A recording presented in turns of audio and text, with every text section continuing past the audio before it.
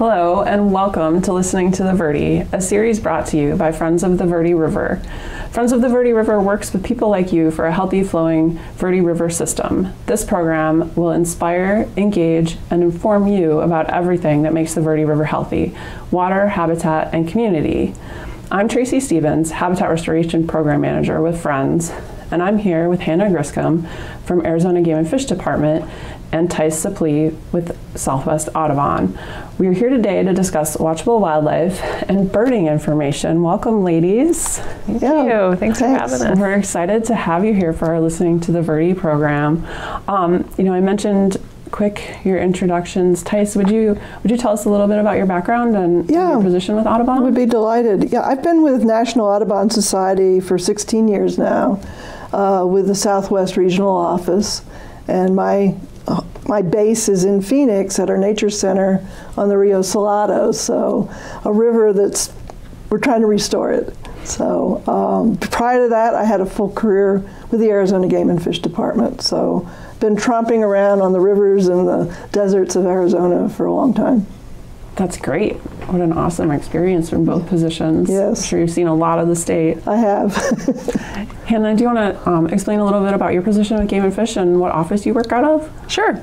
So I'm the habitat specialist for Arizona Game and Fish Department in the Flagstaff office, which is kind of most of north central Arizona. And I've been with them about 7 years, and I do a lot of different things, but really habitat focused. So some restoration projects in forest ecosystems and riparian ecosystems and grasslands in this part of the state. Also have been doing a lot of outreach and education work, and also some wildlife corridor preservation work. So working with counties and cities, developers to try to maintain our wildlife corridors in this part of the state. So that's kind of my job in a nutshell. That's a pretty big nutshell, to be honest. Yeah. That's a great diversity of tasks you get to work on. So you mentioned outreach, and that's primarily what we're here to talk about today. The two programs that we wanted to really discuss are the Arizona Watchable Wildlife Experience, and then also the Important Bird Area programs. And Hannah, could you kind of explain to us what the Watchable Wildlife Experience program is for the state and how that got started? Yeah, so Arizona Watchable Wildlife got started back in about 2012, and it was kind of a group of organizations in the Flagstaff area that wanted to make watchable wildlife easier, wanted to make wildlife viewing easier for the public. And so we created a whole network of sites that are like super easy for the public to get to. They represent a number of different habitats, and the likelihood of seeing wildlife is much higher. So we basically came up with 30 sites within 30 miles of Flagstaff, and we created a website for those sites so the public can see a map, see where the sites are, get directions to the sites. We also have audio guides on there for our sites, so you can download the audio guide on your phone, go out to the site and learn more about what's there and what the history is and all that stuff. So that website is azwatchwildlife.com, and it's kind of centered on Flagstaff right now, but what we're trying to do is work with partners to expand it down here to the Verde Valley. So we've worked with partners such as you, with Friends of the Verde and others, to expand it to about 16 sites along the Verde River. And we're in the process of creating and expanding the website to incorporate these new sites along the Verde. So far, our partners have included Coconino County, Yavapai County, City of Flagstaff, City of Cottonwood, Clarkdale, National Forest Service, Arizona Game and Fish, and Arizona Wildlife Federation. So it's a really broad consortium of partners, and we're basically trying to get people out to enjoy nature and enjoy wildlife. And I think we want to provide this kind of help to people getting going with watchable wildlife. But we also recognize that when people maintain a connection to nature, especially through wildlife, they care more about their natural environment, right? So if you have that direct connection going out into nature, you're going to value it more. You're going to make decisions for our future that are going to include good conservation decisions for wildlife. So that's why we care, and we want people to really enjoy and connect with the outdoors. That's a great overview of the Watchable Wildlife program, Hannah. Thanks. And I think also the emphasis on making sure that as people are trying to get outdoors and experience our great wildlife resources, that they do so responsibly, but also have that information available to them. Tice, one of the Audubon programs is the Important Bird Areas, or IBAs, and I know there are quite a few in the state, but also within the Verde Valley. Could you talk a little bit about that? Yeah, thanks. Yeah, the Important Bird Area program is a global effort that was launched by BirdLife International, and National Audubon Society is the United States partner for that program.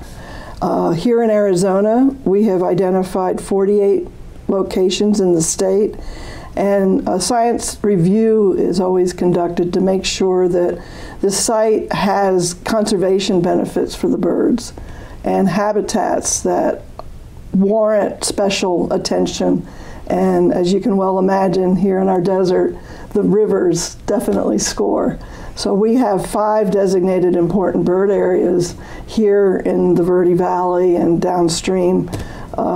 So the Verde River, not quite in its entirety, has some sort of important bird area designation, plus Oak Creek and Fossil Creek. So the purpose of the program is to bring conservation focus. We have local partners. I was thrilled that the town of Camp Verde came to us and wanted their segment of the Verde River designated an important bird area. So there is a tourism and an outdoor recreation opportunity at many of these sites. And so one of the things that Audubon is also involved in is helping getting people connected to visiting these sites at access points, and providing information on what types of birds they might see at those locations. And I might say that what Hannah was describing as far as the Watchable Wildlife experience, the important bird areas and some of the locations for viewing birds will fold right into that program and fits with something Audubon is working with Game and Fish and other partners to develop called the Arizona Birding Trail. And this is a web-based tool where an individual can go on the web, go to the Arizona Birding Trail, and learn about various locations where they could see birds. And some of those locations will also be Watchable Wildlife destinations for other fish and wildlife species as well.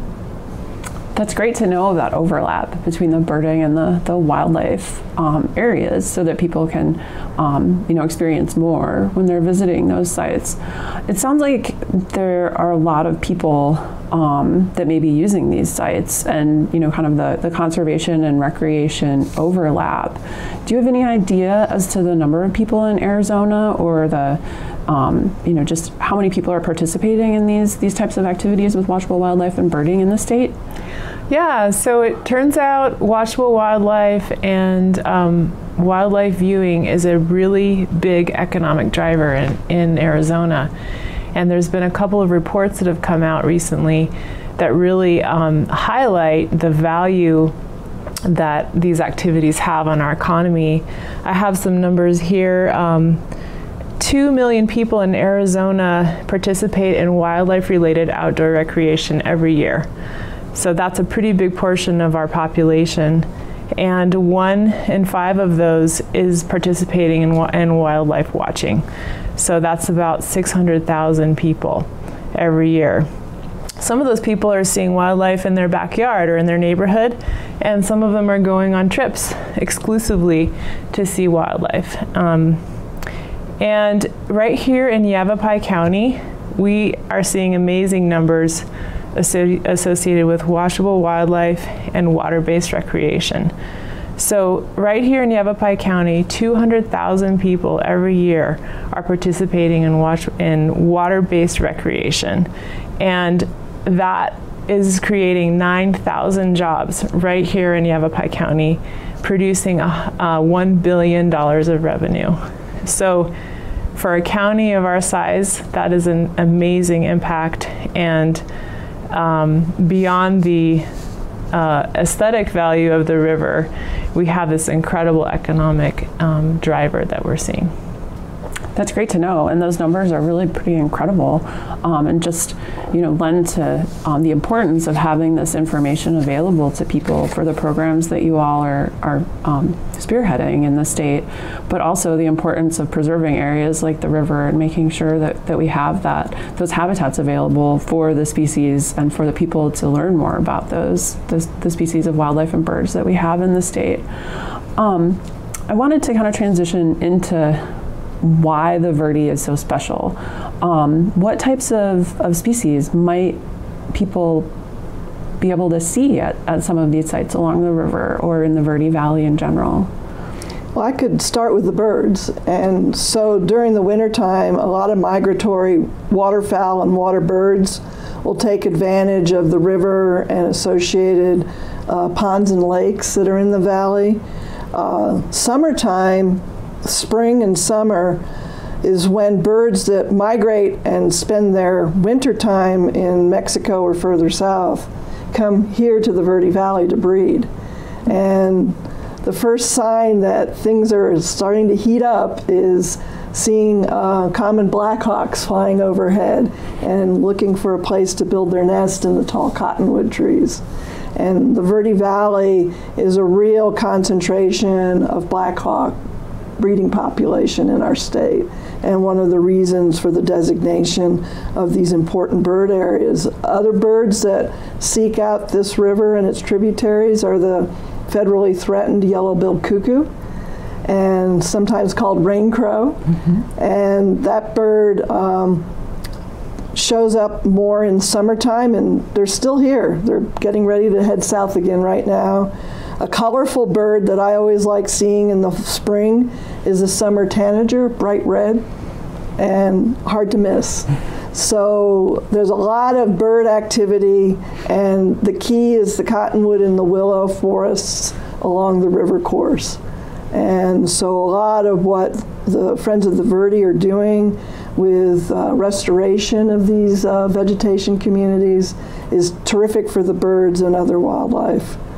And so the Verde River really does stand out because it is free-flowing, and you can be as adventuresome as you want to experience the Verde. That's right. Or you can hang out in a nice easy chair at the ponds at Dead Horse Ranch State Park. That's great. It's always good to have those That's options. right, yeah. And so I recollect that I got hooked on birds and watching them when I was very young because there was a heron rookery in my neighborhood. And so I could go and see great blue herons and other larger birds. I was a self-described big bird watcher for many years. It's always fun to hear how people got their start in some of these careers. Yeah. What drew you to birding.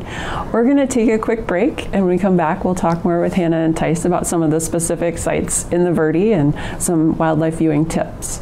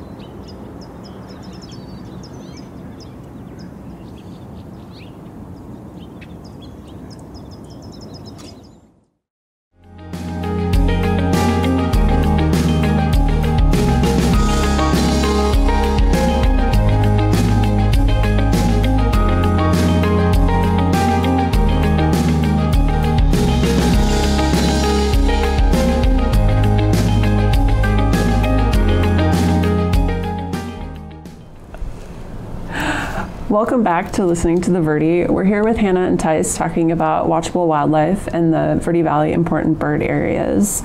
Hannah, after we heard a little bit about some of the special bird species, I wanted to ask, are there special wildlife species that people might expect to see at some of the areas along the Verde or in the Verde Valley?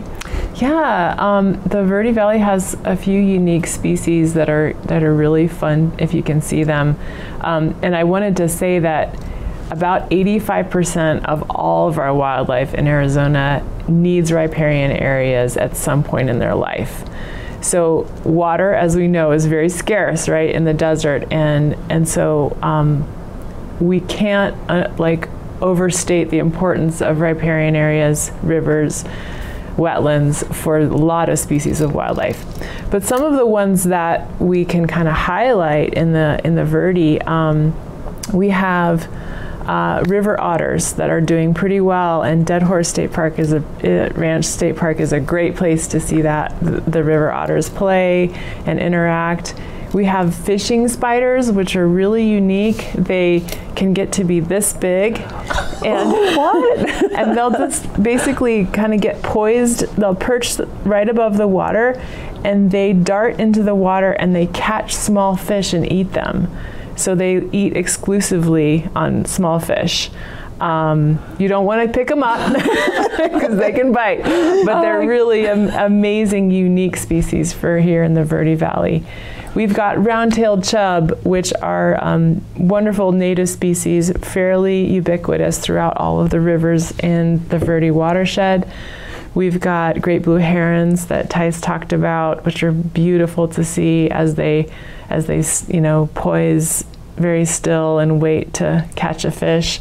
We also have some really unique garter snakes. So we have Mexican garter snakes and narrow-headed garter snakes, which also feed primarily on fish. So if you see these garter snakes out in the wild, don't touch them, leave them alone. They won't bite you, they won't hurt you, but they're really, they're quite rare, and we want to try to protect them out there. So those are just a few of some of the special species that you can see right here in the valley. I'm so curious about the fishing spiders and how big they get. I am going to have to go look for one the next time I'm on the river, because that sounds really incredible. Yes. And I'm not going to touch it. Most people probably won't. No, and you can't blame them. That's a huge spider, but so cool how it feeds on fish. That's pretty incredible. So one of the sites that you both have mentioned in our discussion is Dead Horse Ranch State Park. What makes that a great site for watchable wildlife and bird viewing, in your opinion? And what are some tips that you might have for people if they were to venture out to Dead Horse to look for some of these? Well, from the bird perspective, it's wonderfully accessible. And you can hang out around the fishing ponds and see an awful lot of birds. Both water birds. This past spring we had a common loon hanging out on one of the ponds, and that was a lot of fun. The riparian corridor is right there with a nice walking trail, so you can see the blackhawks and many of the other bird species, flycatchers and yellow warblers. The meadow areas, there's meadow larks, black-throated sparrows up into the desert.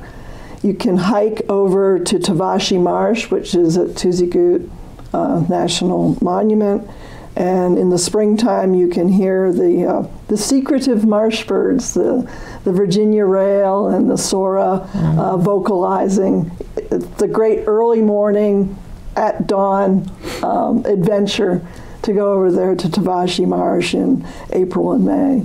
And hear those guys. They're hard to see, although I've had Virginia rail run right across the trail in front of me when the marshes had a lot of water. So you never know. That's true. And Hannah, you mentioned that folks may have the opportunity to see otters at Dead Horse. Are there any other of the wildlife species that you mentioned that people may be able to see? I think there's probably a lot of mammals and amphibians and that folks could see there, and fish as well. I don't have a lot of experience at Dead Horse, but I know it's a wonderful place to see all kinds of, they've detected 249 species of birds just in Dead Horse Ranch State Park. That's fabulous. So it's just a wonderful place to see a really diverse number of species. And so accessible. I think that's one of the things that is really good to know too, that it's an easy site to visit, although you do have to have a state parks pass or registration fee in order to access the park. One of the other sites that we haven't talked about yet that you guys had brought up earlier in our conversations yesterday was Bubbling Ponds. And it seems like there were some resources there that are worth mentioning, especially for beginners in watchable wildlife and birding. Yes. Yeah, our local Audubon chapter, the Northern Arizona Audubon Society, really has adopted Bubbling Ponds as one of their specialty sites, and have raised the funds to build a nature interpretive trail, wonderful interpretive signs to explain not only the birds, but the garter snakes, what plants you're looking at. It's a great little circuit trail, and there's a beautiful ramada that was constructed a few years ago. So great destination for the family. And Bubbling Ponds itself is an Arizona Game and Fish Department fish hatchery where they are raising native fishes. So it's a pretty special place. Yeah, and another really great free place you can go is the Sedona Wetlands, which has different kinds of aquatic habitat and marsh habitat for diverse number of birds. So it's a really great spot, and it's free to go to, and it has a viewing platform and lots of signs and interpretation. So I think that's another great place for people to get started, especially if they're just, getting their feet wet with it. Right, literally. Literally. So if someone does want to get started, a family or an individual wants to get started in birding or wildlife watching, what are some of the tips that you would recommend to them, Hannah, and some of the resources that might be available, or any events that Game and Fish or some of the other programs have? Yeah, so my biggest advice to folks is get out really early in the morning.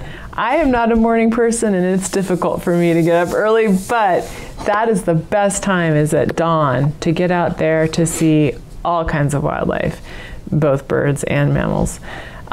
So get out early, get yourself some binoculars. It doesn't matter how fancy or expensive they are. They're a great tool for seeing wildlife. I would say also just sitting and staying still and watching is actually the best way, because, so bring your chair and sit under the tree and just wait for the wildlife to settle down, and then you can see them in their natural behavior. You're not, flushing them as you walk through the woods. If you do start to move, go slowly, stop, look, listen, smell, get in touch with what's happening around you, and use the binoculars to help you get closer. Don't get too close to the wildlife. We don't want to change their behavior or scare them. And that's, when we talk about ethics when we're out there, that's the biggest thing, is don't influence the wildlife by rushing up to them or, trying to mimic their sounds or any of that. So leaving your dog at home can be helpful, because sometimes dogs will, chase after wildlife, and wearing earth-toned colors, shirts and stuff like that can also help. But those are just a few tips that kind of help you get a leg up on getting out there at the right time. That's great. Tice, Hannah mentioned sitting and listening, and I feel like with birding, that's really something that can be beneficial once people, have that skill. But are there tools available that people might be able to use that would help them in learning to bird by sound? Yes, most definitely. Technology is a wonderful asset these days, and I don't know if we can get this on the camera or not, but Merlin is a downloadable free app from Cornell's Laboratory of Ornithology, and they recently added a sound identification element to this app. And it works great for identifying your bird. If you can actually get a photo of the bird, that's terrific, and you can use iNaturalist then for that. But for Merlin, you just start IDing the bird. How big is it? What are the colors? What is it doing? Is it swimming on the water? Is it sitting perched in a tree? Is it feeding on the ground? And this app gets your location and then will come up with the likely list of birds based on your description. If you can actually do a sound recording of the bird, if you're hearing it, this app will give you a list of possible birds, and I've tried it out and it's amazingly good. And I've talked to some people that are brand new with trying to identify birds, and they really like this app. Additionally, a birding guide like this takes a little bit more time to get familiar with because all North American birds are in this book. It's only 850, right? Right. Sometimes using a guide that's just for the Western or a guide that's just Arizona, New Mexico might be a little easier. Anyway, it's easy to get started. We do have an Audubon chapter, Northern Arizona Audubon Society, and their website will offer birding trips. And there are also, many of our chapters are getting involved with family, inviting families to come out for a bird watching experience with them. That's great. Hannah, were there other events that Game and Fish sponsors that people might find interesting? Yeah, so we have a really fun and active Watchable Wildlife program out of our Phoenix office, and they're just focused on providing programs that the public want to attend. So we have a bat netting event, which is amazing. You won't actually get to handle the bat, but you can get a real close-up look at a bat, which is an incredible experience. We've got bighorn sheep tours. We have bison viewing tours. We have wildlife photography workshops. So if you go online and you Google Arizona Game and Fish Watchable Wildlife events, you'll get to see a whole calendar of events you can sign up for. And we're really just geared at getting people outdoors, enjoying all of these different species that we have to look at and enjoy. Our executive director, I believe, participated in one of the bat netting events a year or so ago, and she really enjoyed it. She's very interested in bats, and so it was a great experience. And the biologists leading the event were fantastic, and so she really learned a lot and had a great experience. Wonderful. So our customer satisfaction on these events, I'm very proud to say, is like 97% just love them. So it's been really fun to see this program grow and expand over the last couple of years. Oh, that's great.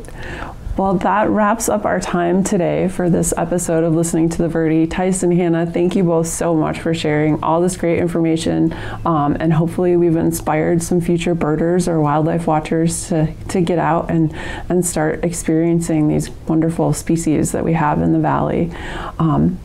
Thanks for watching our episode of Listening to the Verde. For more information, you can go to verderiver.org/listening. Thanks. Listening to the Verde is brought to you by Friends of the Verde River. Please visit verderiver.org/listening for more videos and resources.